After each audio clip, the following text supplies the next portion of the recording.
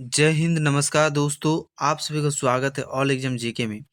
आज का जो टॉपिक है वो भारतीय संविधान के संघ और राज्य क्षेत्र से 50 एमसीक्यू क्वेश्चन है, जो बहुत ही महत्वपूर्ण क्वेश्चन है। भारतीय संविधान को पढ़ना ही सिर्फ नहीं होता है, सिर्फ भारतीय संविधान को पढ़ने से अपना अधिकार भी समझ में आता है कि भारतीय संविधान अपना अधिकार भी होता है। तो चलिए देखते हैं ना देर क्यों है अपने टॉपिक पर कि पहला क्वेश्चन क्या है कि भारतीय संघ और अवधारणा किस प्रकार के संघ को दर्शाती है। तो ये हो जाएगा आपका संविधान द्वारा बनाया गया संघ। ये हो जाएगा आपका राइट आंसर। अगला क्वेश्चन आता है कि भारत में राज्यों का अस्तित्व जो है किस पर निर्भर करता है। तो भारत में राज्यों का अस्तित्व जो है संविधान पर निर्भर करता है। अगला क्वेश्चन आता है कि भारतीय संविधान में संघ की अविभाज्यता किससे सुनिश्चित होती है। तो ये हो जाएगा आपका संविधान की सर्वोच्चता। और आपको जो जो टॉपिक दिखाई दे रहा है कि भारतीय संविधान संघ और उसके राज्य क्षेत्र, टॉपिक 1 जो है, इस टॉपिक का क्वेश्चन जो है और कल जो वीडियो डाला गया था और जो अगला दिन भी जो वीडियो डाला गया था, उसका क्वेश्चन और आज का क्वेश्चन भी है जो सेम नहीं है। सभी क्वेश्चन जो अलग अलग है। जो भारतीय संविधान में संघ और उसके राज्य क्षेत्र से जो 50 क्वेश्चन डाले जाते हैं, उसमें से चेक करके डाले जाते हैं कि आखिरकार ये क्वेश्चन है कि नहीं है। और मिस जो भारतीय संविधान के संघ और उसके राज्य क्षेत्र से जितने भी क्वेश्चन डाले जा रहे हैं, सभी जेन्युइन है। तो चलिए देखते हैं नेक्स्ट क्वेश्चन। किस देश में राज्यों को अलग होने का अधिकार दिया गया है। तो राज्यों में अलग होने का अधिकार किसको दिया गया? सोवियत संघ पूर्व को। चलिए अगला क्वेश्चन कि भारत में राज्यों का पुनर्गठन मुख्यतः किस आधार पर हुआ। भारत में राज्यों का पुनर्गठन मुख्यतः किस आधार पर हुआ। तो ये हो जाएगा भाषा के आधार पर। अगला आता है कि राज्यों के पुनर्गठन से संबंधित आयोग कौन सा था। तो ये हो जाएगा आपका धर आयोग। धर आयोग यानी ऑप्शन नंबर बी जो है आपका राइट आंसर है। अगला क्वेश्चन आता है कि भाषाई आधार पर राज्यों का पुनर्गठन कब हुआ। ये जो नेक्स्ट डे का वीडियो यदि आपने देखा था तो कमेंट में आपको बताया गया था कि भाषाई आधार पर राज्यों का पुनर्गठन कब हुआ था। ये क्वेश्चन जो है आपको कमेंट के लिए दिया गया था कि कमेंट में बताना है। तो यदि नहीं, इसमें से जो है किसी भी ने भी कमेंट में उत्तर नहीं दिया तो उसका राइट आंसर जो है ये हो जाएगा आपका 1956 यानी 1956 को किया गया था। चलिए अगला क्वेश्चन देंगे। नेक्स्ट क्वेश्चन आता है, नेक्स्ट क्वेश्चन राज्यों के पुनर्गठन अधिनियम 1956 किसके द्वारा पारित किया गया। 1956 जो है किसके द्वारा पारित किया गया। तो ये हो जाएगा सर्वोच्च न्यायालय द्वारा। ऑप्शन नंबर संसद द्वारा। ऑप्शन नंबर सी जो है आपका राइट आंसर हो जाएगा। नेक्स्ट क्वेश्चन देखेंगे। नेक्स्ट क्वेश्चन आता है कि संसद द्वारा राज्यों के क्षेत्र में परिवर्तन से पहले किसे परामर्श भेजा जाता है। तो किसे परामर्श भेजा जाता है। तो ये हो जाएगा राज्य विधानसभा। राज्य विधानसभा यानी ऑप्शन नंबर सी हो जाएगा आपका राइट आंसर। अगला क्वेश्चन आता है कि राज्य विधानसभा की राय होती है। राज्य विधानसभा की राय होती है, ये हो जाएगा आपका option number C.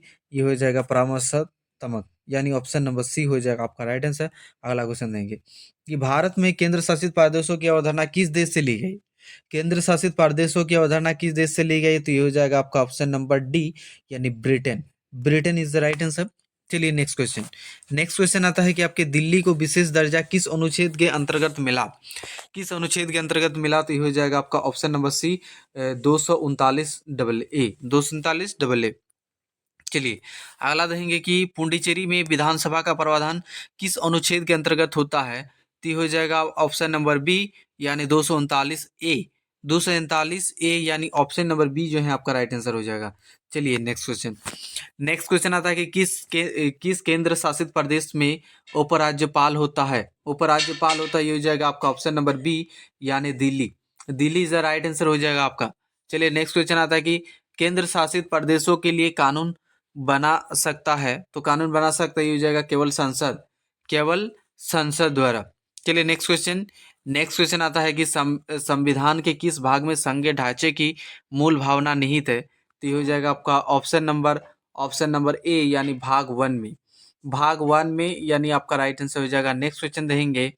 Next question आता है कि भारत को संघ कहने का प्रमुख कारण क्या है। तो ये हो जाएगा आपका ऑप्शन नंबर बी अलग होने का अधिकार न होना। अलग होने का अधिकार न होना यानी ऑप्शन नंबर बी हो जाएगा आपका राइट आंसर।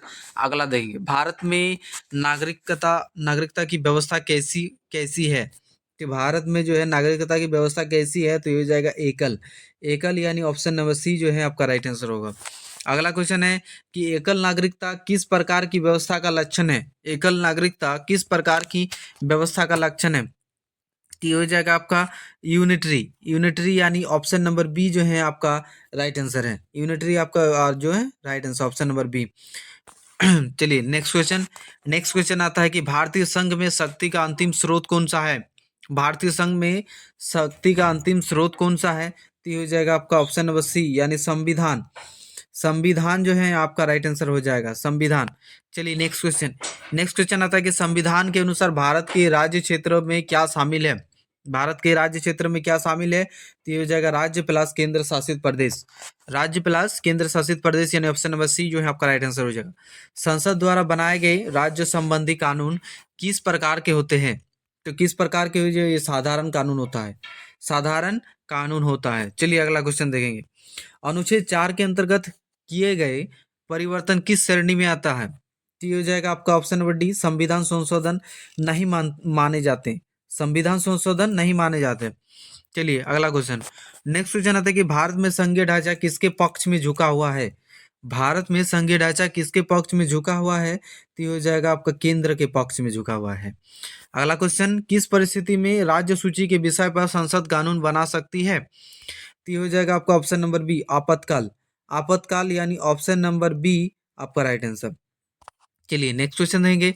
नेक्स्ट क्वेश्चन आता है कि भारत में संघीय ढांचे को अर्धसंघीय क्यों कहा जाता है?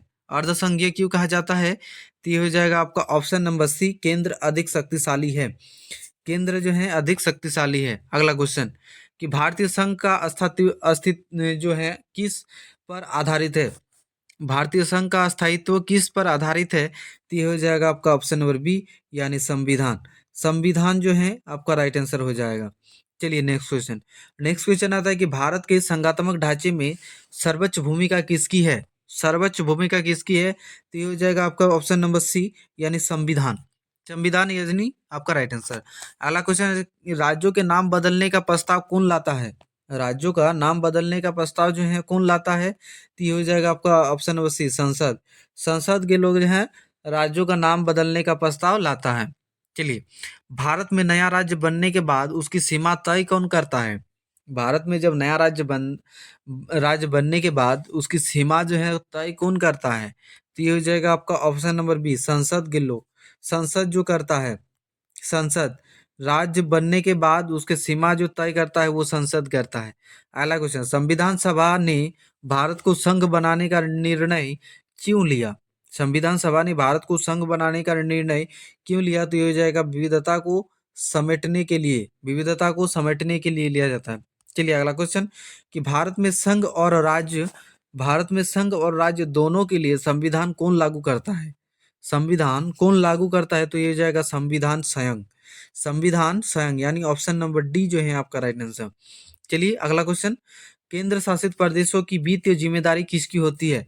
केंद्र शासित प्रदेश की वित्तीय जिम्मेदारी किसकी होती है? तो ये हो जाएगा ऑप्शन नंबर सी, केंद्र सरकार। केंद्र सरकार यानी आपका राइट आंसर, केंद्र सरकार।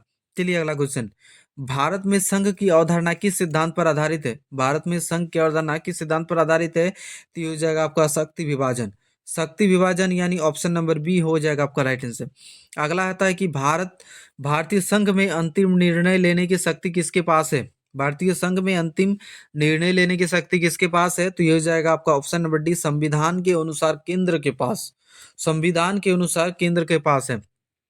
अगला क्वेश्चन है, संघीय ढांचे में संविधान की व्याख्या कौन करता है? संविधान की व्याख्या कौन करता है? तो ये जाएगा आपका सर्वोच्च न्यायालय। सर्वोच्च न्यायालय जो है उसकी व्याख्या करता है। अगला चलिए देखते हैं कि राज्य की सीमाओं में परिवर्तन से संबंधित विवाद कौन सुलझाता है? तो ये हो जाएगा आपका ऑप्शन नंबर सी, सर्वोच्च न्यायालय। सर्वोच्च न्यायालय यानी ऑप्शन नंबर सी जो है आपका राइट आंसर। चलिए, भारत में संघ की प्रकृति किस शब्द से बेहतर समझी जाती है? बेहतर समझी जाती है तो ये हो जाएगा आपका लचीला। लचीली जो हो जाएगा आपका right answer, option number B. चलिए नेक्स्ट है कि भारत में संघीय व्यवस्था को बनाए रखने के लिए प्रमुख उद्देश्य क्या है? भारत में संघीय व्यवस्था को बनाए रखने के लिए प्रमुख उद्देश्य क्या है? तो ये हो जाएगा राष्ट्रीय एकता। राष्ट्रीय एकता यानी ऑप्शन नंबर सी जो है आपका राइट आंसर। चलिए, भारत में संघीय ढांचे की सफलता किस पर निर्भर करती है? भारत में संघीय ढांचे की सफलता किस पर निर्भर करती है? तो ये हो जाएगा उपरोक्त सभी यानी राजनीतिक स्थिरता, संविधान, न्यायपालिका, ये तीनों जो है करता है। चलिए अगला क्वेश्चन कि संघ और राज्य क्षेत्र से संबंधित सबसे पहला अनुच्छेद कौन सा है? संघ और राज्य क्षेत्र से संबंधित सबसे पहला अनुच्छेद कौन सा है? तो सबसे पहला अनुच्छेद कौन सा है? अनुच्छेद 1 है। अनुच्छेद 1 यानी ऑप्शन नंबर ए। चलिए नेक्स्ट क्वेश्चन है कि भारत में संघ के ढांचे का सबसे मजबूत आधार क्या है? भारत में संघीय ढांचे का सबसे मजबूत आधार क्या है? तो सबसे मजबूत आधार क्या है ना, वो हो जाएगा संविधान, यानी ऑप्शन नंबर सी जो है आपका राइट आंसर। चलिए नेक्स्ट है कि केंद्र शासित प्रदेशों का प्रशासनिक प्रमुख कौन होता है? केंद्र शासित प्रदेशों का प्रशासनिक प्रमुख कौन होता है? तो ये हो जाएगा आपका ऑप्शन नंबर सी, उपराज्यपाल प्रशासक। उपराज्यपाल प्रशासक यानी ऑप्शन नंबर सी जो है आपका राइट आंसर। चलिए, भारत में संघात्मक ढांचे में लचीलापन किससे आता है? लचीलापन किससे आता है? तो ये हो जाएगा आपका संविधान संशोधन। संविधान संशोधन यानी ऑप्शन नंबर ए जो है आपका राइट आंसर। संविधान संशोधन is the right answer. Next question कि भारत में संघीय ढांचे का मूल उद्देश्य क्या है? भारत में संघीय ढांचे का मूल उद्देश्य क्या है? तो ये हो जाएगा आपका ऑप्शन नंबर सी, विविधता में एकता। विविधता में एकता यानी ऑप्शन नंबर सी जो है आपका राइट आंसर। नेक्स्ट क्वेश्चन है कि भारतीय संघ का स्वरूप किस प्रकार का है? भारतीय संघ का स्वरूप किस प्रकार का है? तो ये हो जाएगा आपका ऑप्शन नंबर बी, अस्थाई संघ। अस्थाई अस्थाई संघ जो है आपका राइट आंसर है। चलिए नेक्स्ट क्वेश्चन कि संविधान में राज्यों की सूची कौन संशोधित करता है? संविधान में जो राज्यों की सूची है कौन संशोधित करता है? तो ये हो जाएगा आपका ऑप्शन नंबर सी, संसद। संसद करता है। ठीक है, नेक्स्ट क्वेश्चन देखेंगे कि संघ और राज्य क्षेत्र की व्यवस्था किस सिद्धांत को दर्शाती है? संघ और राज्य क्षेत्र की व्यवस्था जो है किस सिद्धांत को दर्शाती है? तो ये हो जाएगा आपका संघवाद। संघवाद जो है आपका राइट आंसर हो जाएगा, संघवाद। चलिए नेक्स्ट क्वेश्चन। नेक्स्ट क्वेश्चन कि भारत में संघीय ढांचे का संरक्षण कौन है? तो संरक्षक कौन है? तो ये हो जाएगा आपका ऑप्शन नंबर सी, सर्वोच्च न्यायालय। सर्वोच्च न्यायालय यानी ऑप्शन नंबर सी जो है आपका राइट आंसर।